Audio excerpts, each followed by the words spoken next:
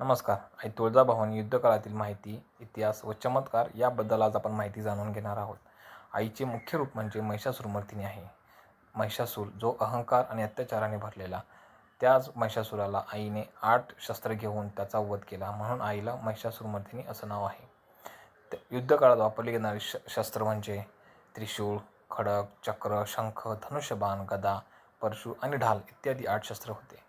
श्री छत्रपती शिवाजी महाराज आणि आई तुळजाभवानी यांचा युद्धातील इतिहास आपण आज जाणून घेणार आहोत. ही गोष्ट इसवी सन 1659 मधील आहे. प्रतापगडावर अफजलखानाच्या वधाच्या आधी महाराज तुळजापूरला आले. 21 दिवस महाराजांनी आईची कठोर उपासना अनुष्ठान केले. म्हणून आईने स्वप्नात येऊन दर्शन दिले. भवानी तलवार दिली व आशीर्वाद दिला. शुभा तुझा यश तुझंच आहे. स्वराज्य स्थापन कर. तीच तलवार घेऊन महाराजांनी अफजलखानाचा कोथळा बाहेर काढला. स्वराज्याचा पाया रचला गेला. यासाठी पुरावा म्हटलं तर आजही तुळजापूर मंदिरात भवानी तलवारीची प्रतिकृती पूजेत ठेवली जाते. छत्रपती शिवाजी महाराजांचे काही नियम होते.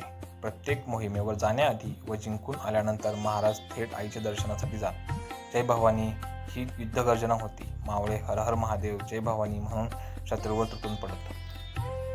आपल्या दैनंदिन आयुष्यातील युद्ध जिंकण्यासाठी काही तोडगे आहेत. मंगळवार किंवा शनिवार या दिवशी लाल फूल, 1 नारळ, ₹1.25 आईला अर्पण करावा. शत्रूचा नाश होऊ दे ही प्रार्थना करावी.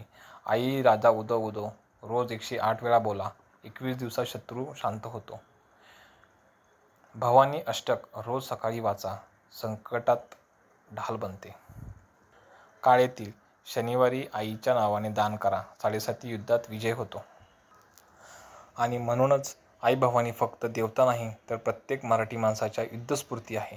अन्यायाविरुद्ध लढण्याची ताकद, शत्रूवर विजय मिळवण्याचा आत्मविश्वास आणि संकटात न डगमगता हिंमत आई देते.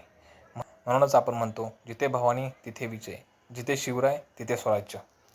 म्हणूनच सर्वांनी बोला, जय भवानी, जय शिवाजी, आई दादा उदो उदो.